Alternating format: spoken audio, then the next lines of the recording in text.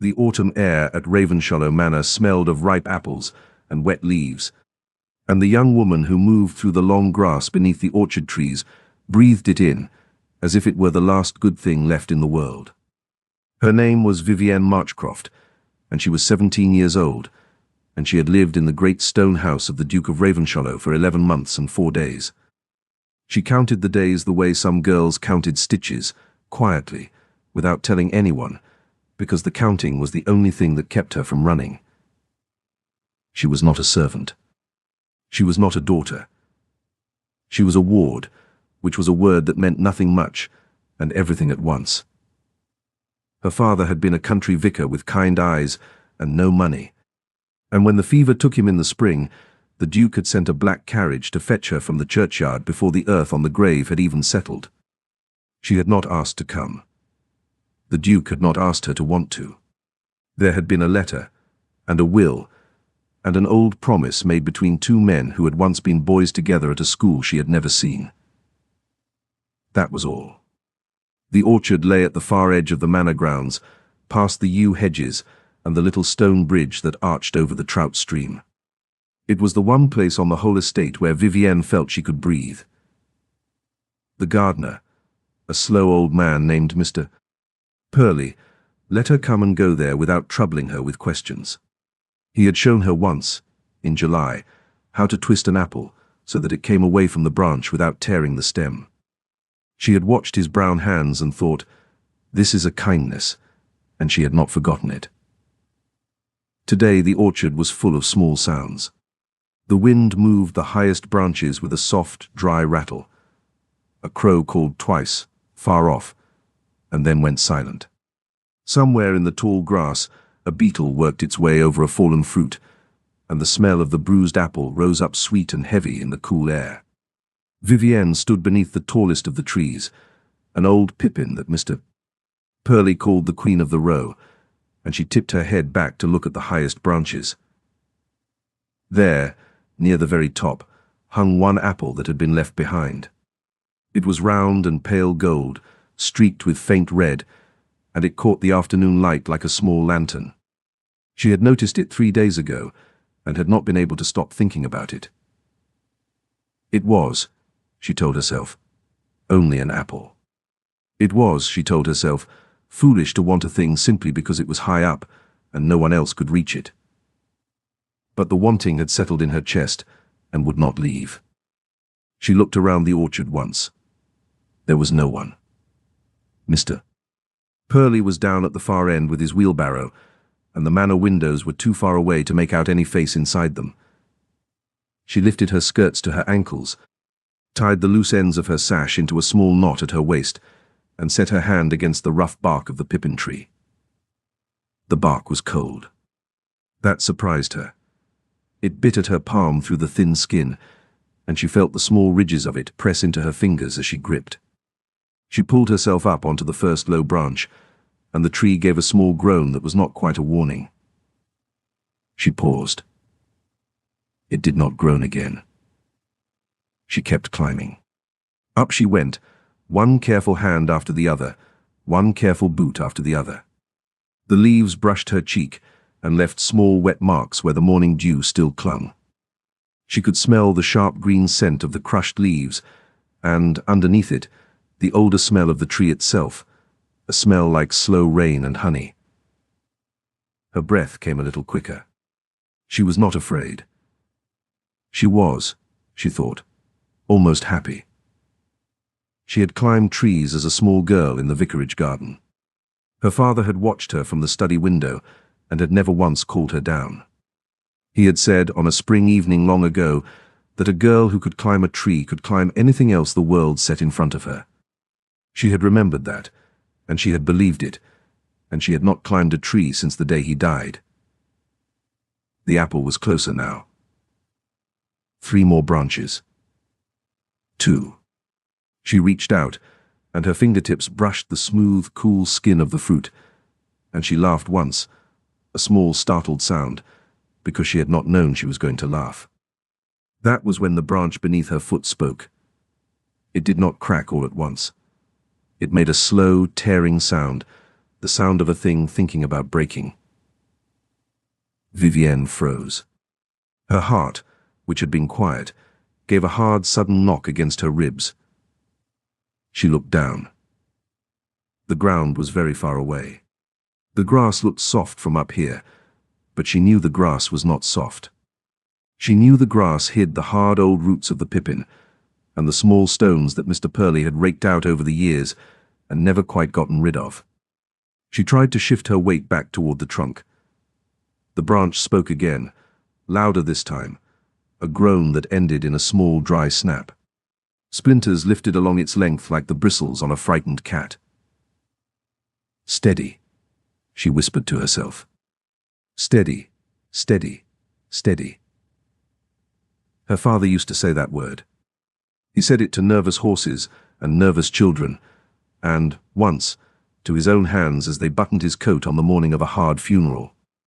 She said it now, 3 times, because she did not know what else to say. Below her, at the edge of the orchard, a figure had stopped walking. Vivienne did not see the figure.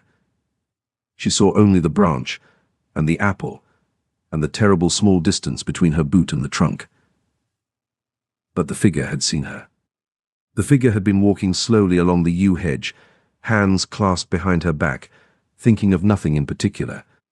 And she had lifted her eyes and seen the pale flash of a gown high in the pippin tree, and the shape of a girl clinging to a branch that was already dying. The figure was a woman. She was tall, and dressed in a dark riding habit the color of wet slate, and she moved without wasting a single motion. She did not call out. She did not run in a wild way. She simply lifted her long skirts in one hand and crossed the grass at a pace that ate ground without seeming to hurry. Her name was Lady Sabrin Ashcombe, and she was the sister of the Duke of Ravenshallow, and she had come to the manor 2 weeks ago for reasons that were her own. She was 31 years old. She had a low, quiet voice and grey eyes that did not miss much. She had been a widow for 4 years and a mother for none, and there was a stillness at the centre of her that most people mistook for coldness.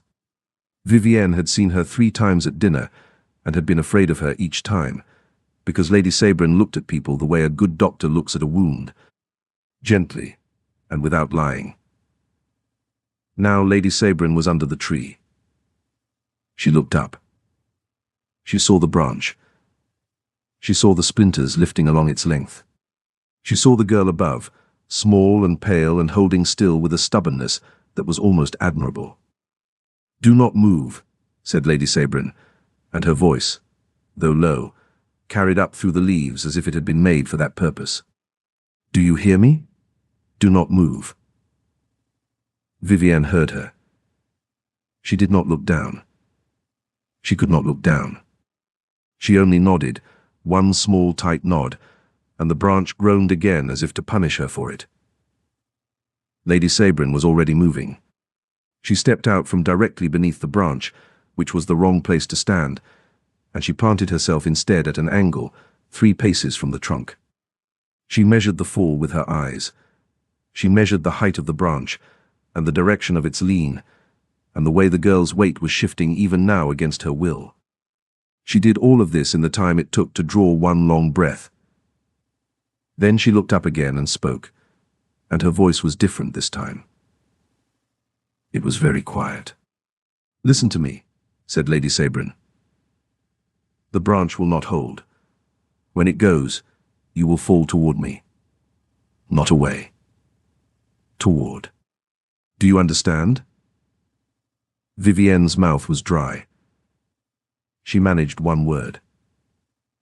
"Yes." "Do not try to grab another branch. Do not try to catch yourself. Let go with your hands when it breaks.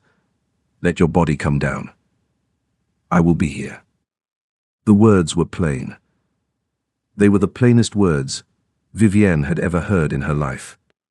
She thought, for a strange short moment, that they were the kindest words too. She did not know why. "I am afraid," she whispered. She had not meant to say it. It came out anyway, small and honest, and the wind carried it down through the leaves. Lady Sabrin did not answer for a heartbeat. Then she said, still quiet, "I know. Be afraid. Only listen." The branch broke. It did not break the way Vivienne had feared it would, with a great crash and a scream. It broke almost politely, with a long, clean, tearing sound, and then the world tipped. Vivienne felt the branch drop away from her boot. She felt the sudden nothingness of air. She felt her stomach rise up into her throat. She heard, from very far away, a woman say, "Now, child." She let go. She fell. Time became a strange, slow thing. She had thought a fall would be quick. It was not. It stretched. She saw the leaves pass her face one by one, each one lit from behind by the pale afternoon sun, each one very green at its center and very gold at its edge. She smelled the crushed apple smell again, and the wet bark, and something else. A warm smell like clean wool and lavender that she did not know was Lady Sabrin's dress. She felt the cool air lift the hair at her temples. She heard her own breath go out of her in a small, surprised sound. She saw, for one long, slow moment, a pair of grey eyes below her, wide open, absolutely steady. Then she landed. She did not hit the ground. She hit the arms of Lady Sabrin Ashcombe, and the arms were harder than she had expected, and the shoulder that met her cheek was firm and warm and smelled of lavender and clean wool, and the whole of the woman rocked back a step, and then two, and then held. They both went down onto one knee together. The dark riding habit swept a half-circle in the grass. Vivienne's boots dragged. The broken branch struck the ground somewhere behind them with a soft, heavy sound, and rolled once and lay still. For a long moment, neither of them spoke. Vivienne could hear her own heart. She could hear, more faintly, the heart of the woman who held her. She could feel a hand pressed firm and flat against the back of her head, keeping her face against that lavender-smelling shoulder, as if the woman below had decided, without asking, that the girl above was not to see the sky again just yet. "You are safe," said Lady Sabrin. She said it once. Then she said it again, more slowly, as if she were teaching the words to someone who had never heard them. "You are safe." Vivienne began to shake. It came from her feet first, and moved up through her knees and into her chest, and by the time it reached her jaw, she could not stop her teeth from knocking together. She was not crying. She was only shaking, hard and steady, the way a wet dog shakes off a river. Lady Sabrin said nothing about the shaking. She only shifted her arms so that Vivienne was held more securely, and she stayed there, on one knee in the wet grass, with the girl folded against her shoulder, until the shaking began at last to slow. Then, and only then, did she speak again. "Can you stand?" "I do not know," Vivienne said. "We will find out together." They stood, slowly. Lady Sabrin's hand did not leave Vivienne's arm. Her other hand smoothed once, briefly, over the crown of Vivienne's hair, tucking a stray curl back into place with a gesture so small and so tidy that Vivienne almost did not feel it. Then that hand withdrew, and Lady Sabrin stepped back one careful pace and looked at her. Grey eyes, steady. A small line between the brows. A mouth that did not smile, but did not scold either. "You are not hurt?" "I do not think so." "Move your fingers. Move your feet. Turn your head, slowly." Vivienne obeyed. Fingers, feet, head. Everything worked. The world was still there, in place, breathing around her. A crow called twice, far off, exactly as it had called before, as if nothing at all had happened in between. "Good," said Lady Sabrin. She let out a breath that was not quite a sigh. "Good." Only then did Vivienne look down at the fallen branch. It lay in the grass, long and pale, its broken end torn white and raw. The apple she had climbed for was gone. She did not know where. She looked up again. She looked at Lady Sabrin. And to her own surprise, and to her own quiet shame, her eyes filled up. "I am sorry," she said. The words came out thin. "I am so sorry, my lady. I should not have." "Hush." The single word stopped her mouth. It was not sharp. It was almost gentle. Lady Sabrin looked at her for a long moment, and Vivienne felt herself being seen in a way she had not been seen in a long time. Not judged. Not measured for her use. Only seen. "You wanted the apple," said Lady Sabrin at last. "Yes." "Was it very high?" "Was it very high?" "The highest one." Lady Sabrin's mouth did something small and quick at one corner. It was not a smile. It was the ghost of one, gone before it could arrive. "Come," she said. "Walk with me back to the house. Slowly. You will lean on my arm." "I can walk." "Or—" "You will lean on my arm." Vivienne leaned on her arm. They went slowly through the orchard, past the tall grass and the fallen fruit and the smell of bruised apples and wet earth. Lady Sabrin said nothing for a long while. Vivienne, who felt she should be filling the silence with apologies and thanks and small polite words, found that she could not.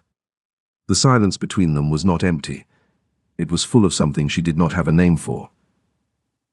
At the little stone bridge, Lady Sabrin paused. She looked down at the trout stream below, where the water moved cold and clear over the round, pale stones. Then she looked at Vivienne. "How long have you lived here, child?" "Child." 11 months. And 4 days. The grey eyes noted the 4 days without remark. "And in all that time, has anyone ever asked you what you like?" Vivienne stared at her. The question was so plain that she did not know how to hold it. Her hand tightened, without meaning to, on Lady Sabrin's sleeve. "No, my lady," she said at last. "I do not think so." "I thought as much." Lady Sabrin turned her face back toward the stream. "Well, that is a thing we shall have to see about." They walked on. The manor rose up ahead of them, grey and long and old, its many windows catching the low sun and holding it like held breath. Vivienne looked up at those windows as she always did, and as always she felt the small tight feeling in her chest that told her the house was too big, and she was too small, and she did not know where inside it she belonged. But today Lady Sabrin was beside her, and the arm beneath her hand was warm and steady, and the branch behind them in the orchard was broken, but she was not. At the side door, where the ivy grew thick over the old grey stone, Lady Sabrin stopped and turned to her. "You will not tell my brother of this," she said. Vivienne blinked. "The Duke." "The Duke. He worries." There was something in the way she said it. Not mockery. Not tenderness either. Something older than both. Vivienne nodded slowly. "I will not tell him. Nor will you climb any more trees this month." "No, my lady." "Next month," said Lady Sabrin. "If you must climb, you will tell me first, and I will come and stand beneath you." Vivienne felt, for the first time in 11 months and 4 days, that she might one day laugh again inside these walls. She did not laugh now. She only ducked her head and said, "Yes, my lady," and Lady Sabrin nodded once, briskly, as though a small important agreement had been made and signed. They went inside. The dinner that night was a small one. Only 3 at the long polished table, the Duke of Ravenshallow at the head, Lady Sabrin at his right, and Vivienne at his left. The candles smelled of beeswax and burned very steadily. The soup was thick and warm and tasted of onions and cream. The dining room was long and shadowed at its edges, and the portraits of dead Ravenshallows watched from the walls with painted eyes that never blinked. The Duke was 36 years old. His name was Alastair Ashcombe. He had a face that was not handsome in any easy way. It was a face made of straight lines and a firm mouth and eyes the same grey as his sister's, though his were colder at the edges. He wore his dark hair short. He wore his coat plain. He did not fill a room with noise. He filled it, instead, with a kind of heavy quiet, so that servants moved a little more softly when he was there, and even the fire seemed to burn with more care. He had not asked for a ward. He had inherited one, the way a man inherits a debt from a long-dead friend. He had done his duty by her in every practical way. She had rooms. She had clothes. She had a music master and a French mistress, and, on Sundays, a carriage to church. He had never once, in 11 months, sat with her alone. Tonight, he was reading a letter beside his plate. He read letters at dinner. It was a habit his sister disliked. She did not say so. "Marchcroft," said the Duke, without looking up. Vivienne started. Her spoon touched the edge of her bowl with a small, clean sound. "Yes, Your Grace. Burley tells me a branch came down in the orchard today, in the pippin row." The room went very still. Vivienne did not look at Lady Sabrin. She did not have to. She could feel the grey eyes on her, calm and warning. "Yes, Your Grace," Vivienne said. "I heard it fall." "You were in the orchard?" "Oh, I often walk there." The Duke looked up. The Duke looked up. His eyes met hers. They were, indeed, cold at the edges, but the centre of them was only tired. He looked at her for a long moment, as if he were trying to remember what colour her eyes were, and then he looked back down at his letter. "Pearlie will see to it," he said. "Take care where you walk." "Yes, Your Grace." That was all. The soup was cleared. The fish was brought. The Duke read his letter to the end and folded it and set it beside his glass. Lady Sabrin ate slowly and precisely and did not once look at Vivienne. Only when the dessert plates were being lifted did she speak. "Alastair." "Yes." "Well, I mean to take the girl out with me tomorrow. There is a book at Widow Frane's shop in the village that I wish her to see." The Duke lifted his eyes. He looked at his sister. He looked at Vivienne. He looked back at his sister. "As you wish. We shall take the small carriage. We shall be gone half the day." "Very well. You do not object." "You do not object." "I do not object." Lady Sabrin inclined her head. That was all. Later, in the drawing-room, where the fire burned low and the tall clock ticked softly in the corner, Vivienne sat on the edge of a green velvet chair with her hands folded in her lap and tried not to look at the door. She had not been alone with Lady Sabrin since the orchard. Lady Sabrin was at the writing desk, answering a letter, her pen moving in quick, sure strokes. The Duke had gone to his study. The candles guttered a little in a draught. The fire made a small, warm popping sound as a log settled. "Come and sit by the fire," said Lady Sabrin without looking up. "The green chair is too far from it." Vivienne came and sat by the fire. The heat pressed against her cheek. It felt very good. "You did not tell him," said Lady Sabrin, still writing. "No, my lady." "No, my lady." That was well done. Was it? Lady Sabrin finished her line. She set the pen in its stand. She turned in her chair to look at Vivienne. He would not have punished you. He would have thought about it, and worried about it, and said nothing. And then he would have written a letter to a distant cousin who lives in Bath, and that cousin would have written back to say that a girl of your age ought to be married off before she breaks her neck. And my brother would have read that letter 3 times over the course of a week, and by the end of the week he would have decided that the cousin was right. Vivienne stared at her. Truly. Truly. Truly. But I do not wish to be married off. I know you do not. I am only 17. I am only 17. I know. There was a small silence. The fire popped again. Somewhere far away in the great house a door opened and closed. Why did you catch me?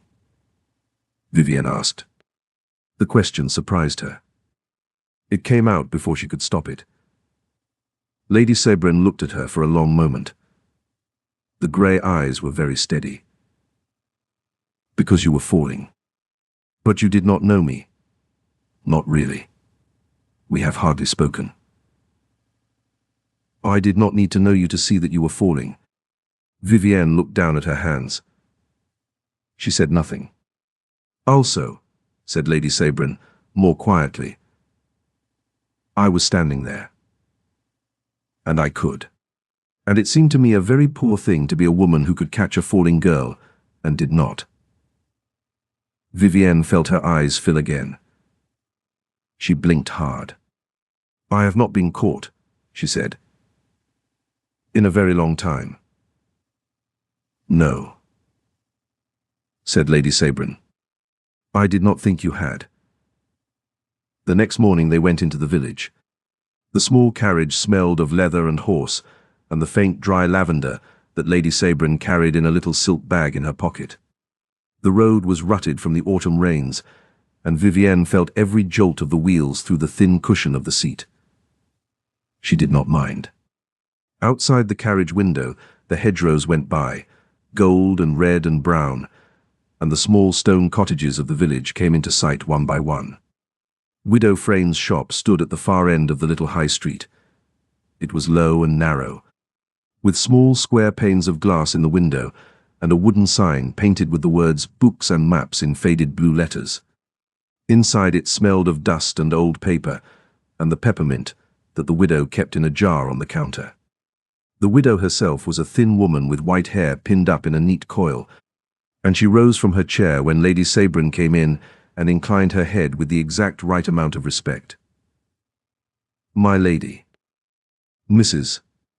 Frayn, I have brought the girl to see the herbal. I have it ready, my lady. It is on the small table by the window. The book was large. It was bound in dark green leather, and its pages were thick and soft, and each page had, in bright, careful ink, a drawing of a plant with its name written beneath in a clean, round hand. Vivienne turned the pages slowly. She had never seen a book like it. She had loved her father's small library, but there had been nothing in it half so beautiful as this. Do you like it? Said Lady Sebren. Oh yes, my lady. Then it is yours. It is yours. Vivienne looked up sharply. My lady, I could not. Mrs. Frayn, put it on my account. Why, yes, my lady. But. Vivienne. It was the first time Lady Sebren had spoken her Christian name. It landed in the small dusty shop like a small round stone into still water. The ripples went outward and did not stop for a long time. My lady? You will not argue with me about a book. Vivienne closed her mouth. She looked down at the green leather. Her hand moved, without her telling it to, and pressed flat against the cover. She could feel the small grain of the leather under her palm. It was warm from the sun through the window. Thank you, she said. It was all she could find. You are welcome. They walked back to the carriage together, the book wrapped in brown paper under Vivienne's arm. The village was quiet. A dog slept in a doorway. A woman beat a rug against a low stone wall, and the dust rose in slow pale clouds around her. Somewhere a hammer struck iron, once and twice, and once again, and the sound rang along the street and faded. At the carriage step, Lady Sabrin paused. She looked down the high street toward the church. Her face did something small and thoughtful. "Wait for me a moment," she said. "I wish to speak to Mr. Purley's granddaughter. She lives in the cottage by the churchyard. It will not take long." She was gone perhaps a quarter of an hour. Vivienne sat in the carriage with the book on her lap and watched a sparrow hop along the low stone wall opposite. When Lady Sabrin came back, she said nothing about where she had been. She only stepped up into the carriage, arranged her skirts, and signaled the driver to go on. Vivienne did not learn until nearly a month later, and then only by accident, what Lady Sabrin had done that morning. She was in the kitchen fetching a cup of milk, because she had had a bad dream and could not sleep. The cook, a broad, kind woman named Mrs. Doughty, was sitting up late by the low fire with her knitting, and she was talking softly to the scullery maid about Mr. Purley's granddaughter, whose baby had been born too early and too small, and had lain in a wooden drawer by the hearth for 3 weeks now, breathing in tiny, quick breaths that the whole village had feared would stop. But Lady Sabrin went in, said Mrs. Doughty, her needles clicking. That morning she went to the village with our young lady. She went into the cottage on her own 2 feet. She gave the girl a purse of coin, and she wrote a letter to a doctor in London, and she paid for him to come down on the very next coach. She did not say a word to a soul about it, not to His Grace, not to anyone. Only Mr. Purley told his sister, and his sister told my sister, and my sister told me. The doctor came. The baby lives. Vivienne stood very still in the doorway with the cup of milk cold and forgotten in her hand. She thought of the quiet quarter of an hour outside Widow Frane's shop. She thought of Lady Sabrin's face when she had come back to the carriage, calm as if she had done nothing at all. She thought of the way the grey eyes had rested on the passing hedgerows all the way home, and had not once turned to her to be thanked or noticed or admired. She went back up the servant's stair with the milk in her hand, and she did not drink it. She set it on the little table by her bed. She got in under the covers, and she lay awake for a long time in the dark, and she thought, so this is what a good woman looks like. This is what one looks like when no one is watching. But that came later. The days after the orchard passed slowly, and yet they did not feel long. Something had changed at Ravenshallow Manor, though no one in the great echoing rooms would have been able to say what. Lady Sabrin did not make a great show of Vivienne. She did not take her arm at every meal or call her to her side in front of visitors. She only, in small and steady ways, began to be present. At breakfast she poured Vivienne's tea. She had never done this before. She poured it strong and hot, and added exactly the right amount of milk, and she pushed the cup across the linen without a word. On the third morning Vivienne understood that Lady Sabrin had watched, at some earlier meal, the way she took her tea, and had remembered. In the afternoons, Lady Sabrin began to walk in the long gallery, where the family portraits hung. She walked slowly, hands clasped behind her back, and if Vivienne happened to be in the gallery with her book, she did not send her away. Sometimes she paused before a portrait and said, in her low, quiet voice, a small true thing about the person in the frame. This one was my grandmother. She could not read, but she could count better than any steward in 3 counties. This one was our uncle. He drank too much and died at 40. He was kinder than my father, which was not a high bar. Vivienne learned more about the family in 3 afternoons than she had in 11 months. In the evenings, Lady Sabrin asked her, over the sewing, questions that no one had ever asked her. What did she remember of her mother, who had died when Vivienne was 4? What had been her favorite hymn at her father's church? Did she prefer the sound of rain on a window or the sound of a fire in a grate? She listened to the answers. She did not correct them. She did not use them later against her. She simply listened and stored and moved on. The Duke saw all of this.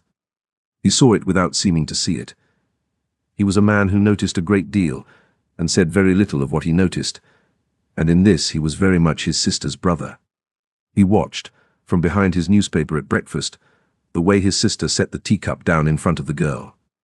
He watched, from the doorway of the gallery, the way his sister paused before the grandmother's portrait and spoke a plain, honest sentence and moved on. He watched, from his end of the drawing room, the way the girl's shoulders had begun, very slowly, to loosen. He did not know what to make of it. He was a man who had been trained from boyhood to think about estates and rents and marriages and the movements of foreign armies. He had not been trained to think about the shoulders of a 17-year-old girl. One evening, near the end of that first month, he came into the small back parlor and found his sister alone by the fire. Vivienne had gone up to bed. The fire was low. The tall clock ticked. Sabrin. Alastair. Alastair. May I sit? You may. You may. He sat. He looked at the fire for a long moment. He said, without turning his head, "The girl is different." "Yes." "You have taken her up." "You have taken her up." "Why?" "Why?" Lady Sabrin set down her book. She looked at her brother. The grey eyes, so like his own, held his without wavering. "Because you were not going to," she said. She said it without cruelty. She said it the way a doctor names a fever. And because someone had to. And because I have found that I like her, which I did not expect. And because... She paused. She looked into the fire. Because I once was 17 years old and alone in a great house full of people, and no one took me up, and I remember what that did to me. I did not wish to watch it happen again under the same roof. The Duke was silent for a long time. The log in the fire settled with a small, soft sound. Somewhere in the wall, a mouse ran along a beam and stopped.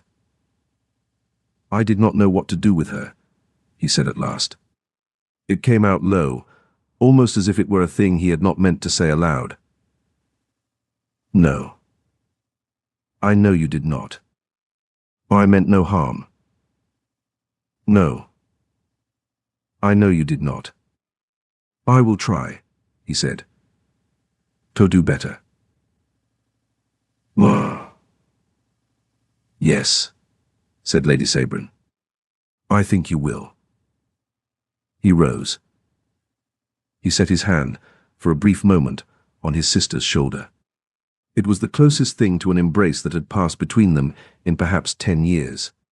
Then he went out, and the door closed softly behind him, and Lady Sabrin sat by the fire for a long time and did not open her book again. But not everyone at Ravenshallow was pleased. There was, in the great house, a woman named Mrs. Halbrick. She was the Duke's cousin on his mother's side, a widow of 45, and she had lived at the manor as its unofficial mistress for the 7 years since the Duke's own mother had died. She had a soft voice and soft hands and eyes the colour of weak tea, and she smiled easily, and she was, in a way that Vivienne had not at first understood, a very unhappy woman. Mrs. Halbrick had believed, for reasons she did not share, that the arrival of a ward in the house was a matter of no consequence. A country vicar's orphan. A quiet girl. She would sit at the far end of the table and cause no trouble and go, in due course, to a small marriage arranged by the Duke and disappear into some minor manor in the north. That was what wards did. That was what wards were for. The arrival of Lady Sabrin had already troubled Mrs. Halbrick. Lady Sabrin was the Duke's sister. She had precedence. She had opinions. She looked at the household ledgers and asked, in her quiet way, questions that Mrs. Halbrick did not always wish to answer. That had been trouble enough. Now the ward, whom Mrs. Halbrick had planned to overlook, was being taken up. Was being poured tea. Was being walked in the gallery. Was being given books. Was being called by her Christian name. Mrs. Halbrick smiled at the breakfast table and said sweet things about the weather and watched. One rainy afternoon in the second week of November, Mrs. Halbrick found Vivienne alone in the small yellow morning room. Vivienne was seated at the writing desk with the green herbal open in front of her, copying, very carefully, the drawing of a foxglove into a small blank book of her own. Her tongue was caught between her teeth. Her hair had come a little loose at the temple. Mrs. Halbrick came in and closed the door behind her. She did not rustle. She never rustled. She moved as if her feet did not quite touch the floor. "My dear," said Mrs. Halbrick, and her voice was soft as milk. Vivienne looked up. She set down her pen at once. She began to rise. "No, no. Do not disturb yourself. What a pretty drawing. What a clever girl you are." "Thank you, Mum." Mrs. Halbrick drifted over to the desk. She looked down at the foxglove. She looked at the green herbal. "That is a very fine book," she said. "Lady Sabrin gave it to me." "Did she? How generous." There was the smallest possible pause. It was so small that Vivienne almost missed it. Almost. "Sit down, child. Sit. I will not keep you long. Only a word." Vivienne sat. Her hands folded in her lap. Mrs. Halbrick drew up a small chair. She sat opposite. She leaned in so that Vivienne could smell the rosewater on her collar and, underneath it, something drier, something like old cloves. Her weak tea eyes were very kind. "My dear," said Mrs. Halbrick, "I want you to understand something. I say this only because I am fond of you. I say it only because I have lived in this house a long time and have seen many things." "Yes, Ma'am." Lady Sabrin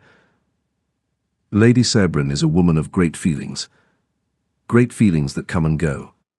She has taken it into her head to be your friend just now. It is very sweet. It is very kind. But you must not, my poor child, allow yourself to lean on it. She will lose interest. She always does.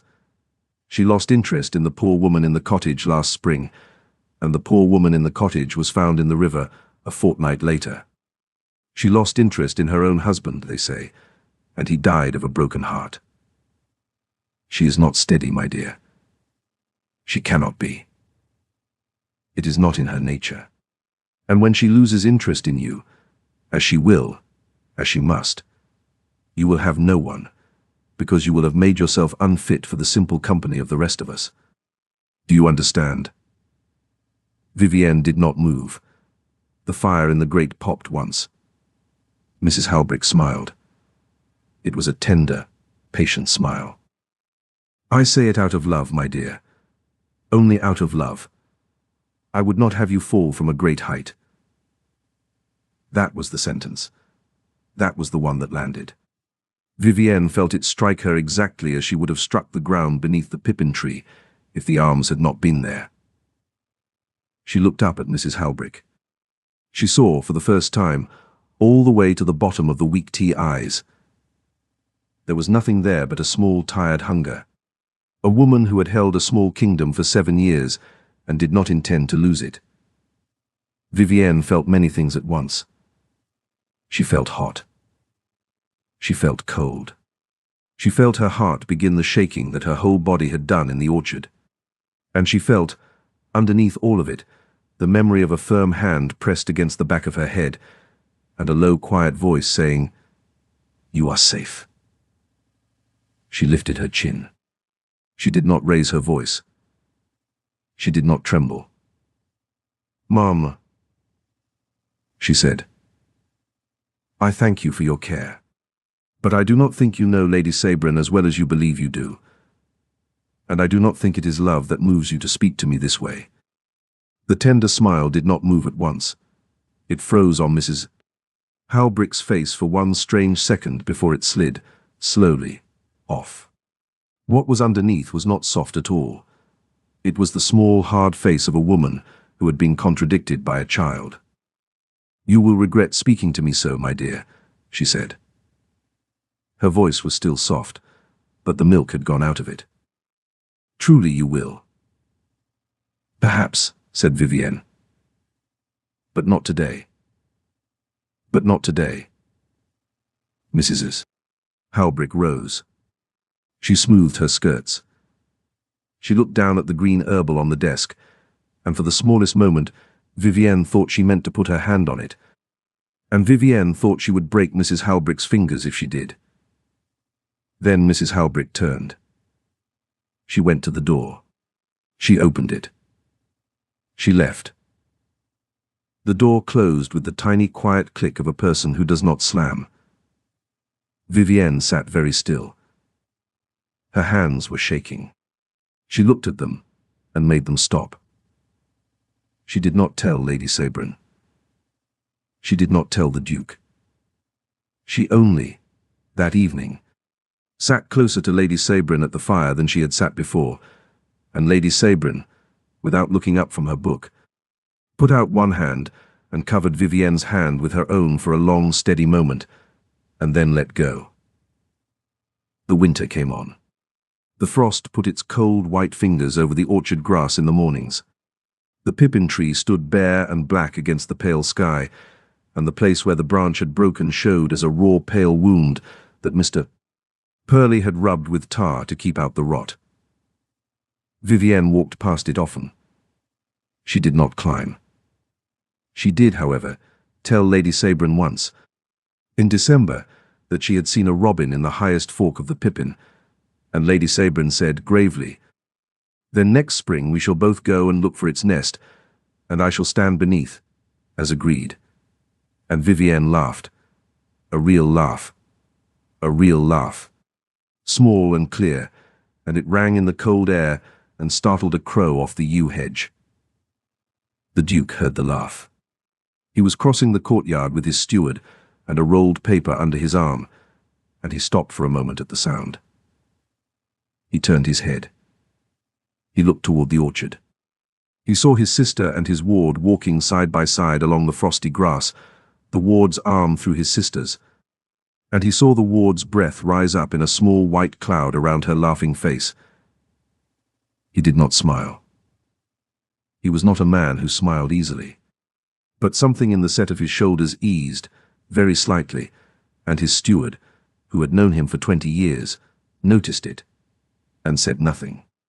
That evening the Duke asked Vivienne, at dinner, a question. He asked her what she was reading. It was the first question of its kind he had ever put to her. Vivienne told him.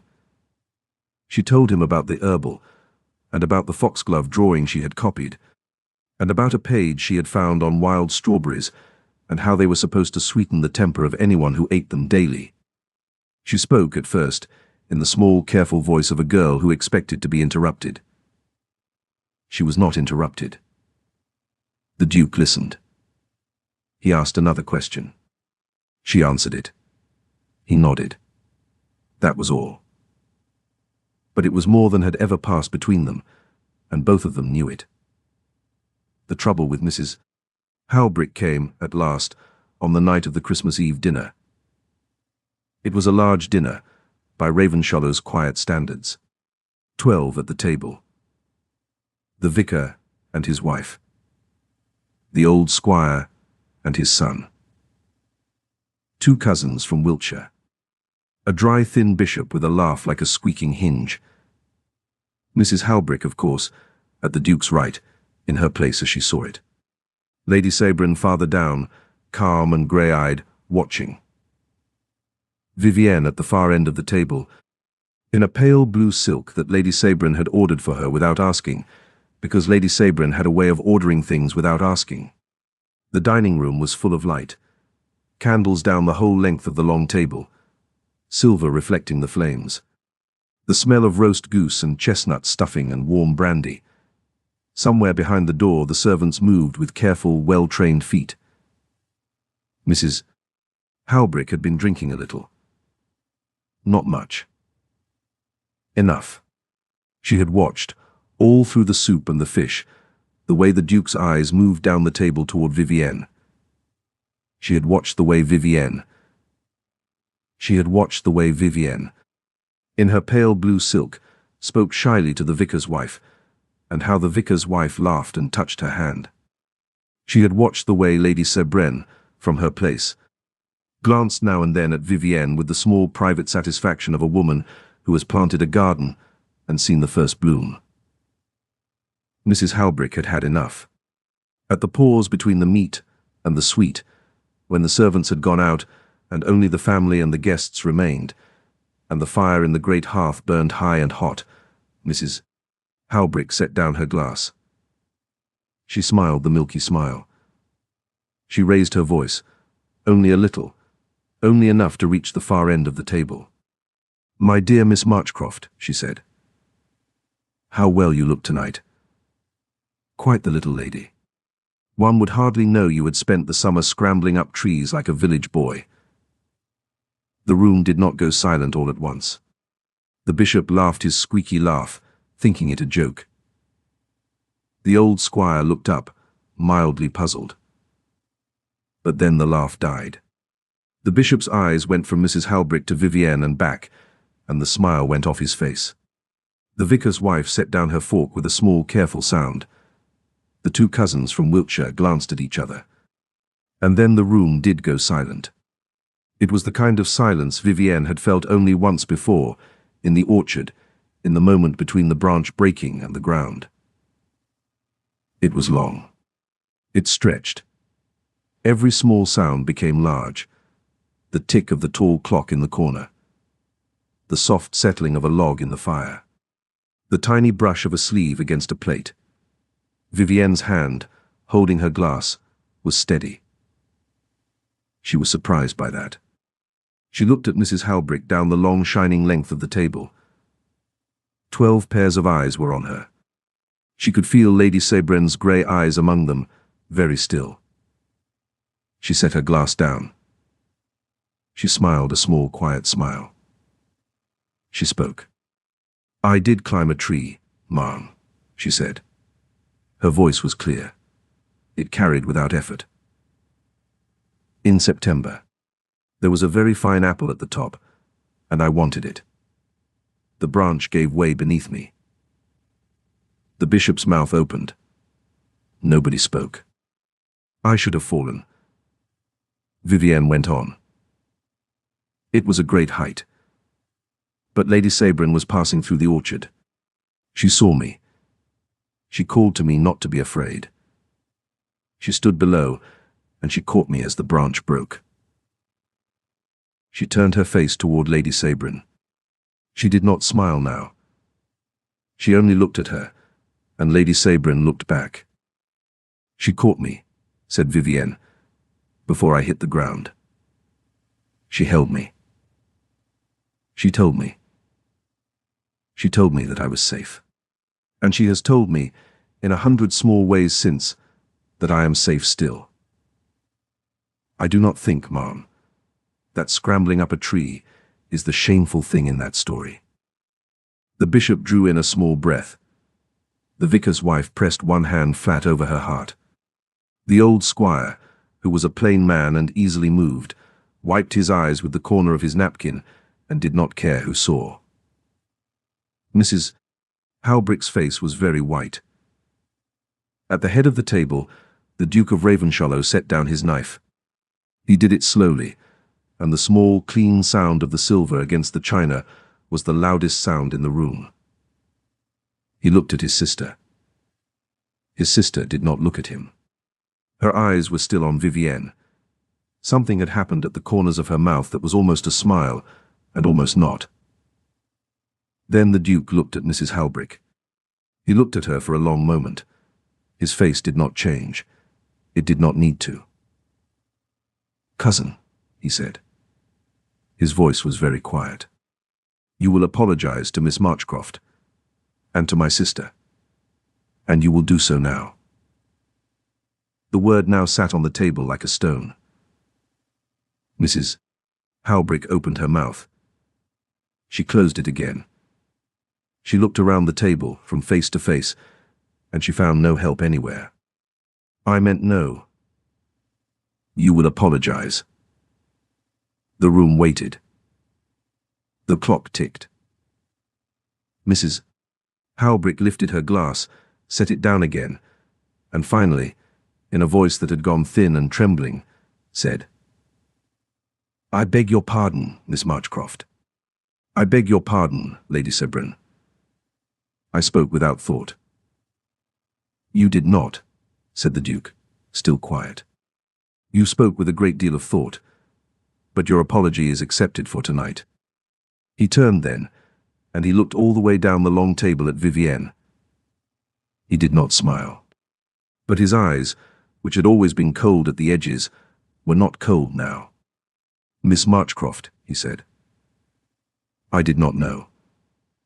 I ought to have known. I am sorry that I did not." Vivienne could not speak for a moment. She only inclined her head once and hoped that he understood. He did. The dinner ended somehow. The guests went. The candles were snuffed one by one. Mrs. Halbrick did not sleep in her rooms at the manor that night. Her boxes were packed by dawn, and by noon on Christmas Day, the small carriage that carried her away from Ravenshallow was rolling down the long drive between the frost-white hedges, and it did not return. Lady Sabrin stood at the tall window of the drawing-room and watched it go. Vivienne stood beside her. Neither of them said anything for a long moment. "I did not ask you to speak for me last night," said Lady Sabrin at last. "I know." I could have borne what she said. "I know. I know." "Then why did you?" Vivienne looked up at her. The pale winter light came through the window and touched Lady Sabrin's dark hair and the fine lines at the corner of her grey eye. Vivienne thought, for a small clear moment, that she had never seen anyone as beautiful, and she did not mean it in the way girls meant it about young lords in books. "Because you were falling," she said. Lady Sabrin's mouth did the small quick thing at the corner. This time it became, all the way, a smile. It was a small smile, and a slow one, but it was real. "That is a very impertinent answer," she said. "Yes, my lady." "I do not know that you should be permitted to speak to me so." "No, my lady. We shall have to see about that also." They stood together at the window until the carriage was gone. Then Lady Sabrin turned. She put her hand, briefly, against Vivienne's cheek. It was the first time she had touched her since the orchard, and Vivienne felt the coolness of the palm and the small warm pressure of it, and something in her chest, which had been held tight for a very long time, let go. That evening the Duke asked Vivienne to walk with him in the long gallery. He did not offer his arm. He was not that sort of man. He only put his hands behind his back and walked slowly, and she walked beside him, and for a long time neither of them spoke. The portraits watched with their painted eyes. The candles in the sconces burned steady and low. At the far end of the gallery he stopped. He looked, not at her, but at a small portrait she had not before noticed. It hung between two larger paintings and was easy to miss. It showed a young girl, perhaps 15, with dark hair and grey eyes and a small guarded mouth. "That is my sister," said the Duke. "At the age when our father sent her to be married the first time. She was a widow at 19. She came home to this house. She was alone in it a long time before I was old enough to be any use to her." Vivienne looked at the portrait. She looked at the girl in it. She thought of the cottage by the churchyard, and the wooden drawer by the hearth, and the baby who lived because of a purse of coin and a letter to London. "I did not know," she said. "No, you would not. She does not speak of it." "Your Grace." "Alastair," he said. It came out low, almost against his own will. "When we are alone, and when my sister is with us, you may call me Alastair, if you wish." Vivienne's throat closed for a moment. She nodded. "You have been," said the Duke, still looking at the small portrait, "a great kindness to her. I do not know that I have thanked you. I do not know that I know how. But I see it. I want you to know that I see it. She has been a great kindness to me." "Yes, I see that also." He turned then, and looked at her fully. His grey eyes, so like his sister's, were tired at the edges as they had always been, but the tiredness was different now. It was the tiredness of a man who has been carrying a heavy thing alone for a long time, and has just, without quite meaning to, set one corner of it down. "You are welcome here," he said. "You have always been welcome. I did not say it. I am saying it now. This is your home, Vivienne, for as long as you wish it. If ever you wish to leave it, you will leave it with a settlement of your own choosing and a carriage of my providing. But it is my hope that you will not wish to leave it for a very long time." She could not answer. She could not answer. She only put her small hand, very briefly, on his sleeve. He looked down at the hand. He did not move. "Thank you," she managed at last. "Alastair." He inclined his head. That was all. They walked back down the long gallery together, side by side, without speaking, and the portraits watched them go. The spring came. The frost drew back into the earth.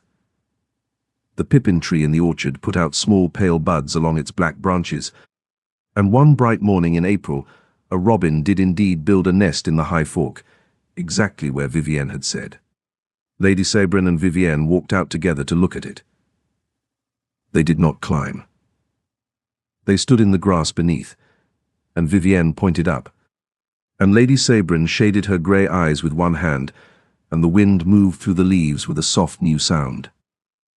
"4 eggs," said Vivienne. "Mr. Purley climbed up on his ladder yesterday and counted them for me. 4 is a good number." "Yes." They stood a long time in the orchard. The grass was wet with dew, and the smell of the new leaves was green and sharp and full of promise. Somewhere down at the far end of the row, Mr. Purley was whistling a slow old tune.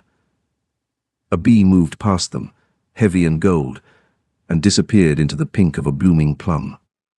"Vivienne." "Yes, my lady." "Sabrin," said Lady Sabrin, without looking at her. "When we are alone." "Sabrin." Vivienne swallowed. The wind lifted a curl at her temple and set it down again. "Yes, Sabrin. That is better." They walked back toward the house. The manor rose ahead of them, grey and long and old, and its many windows caught the morning sun and held it, and Vivienne looked up at those windows as she always did, and today, for the first time, she did not feel small. She felt seen. She felt caught. She felt held, even now, though there was no arm around her and no branch above her breaking. At the side door, where the ivy was already thick and green over the old grey stone, Sabrin paused and turned to her. "Whatever life gives you from this day forward, child, you will remember one thing." "What thing?" "What thing?" "That you climbed too high.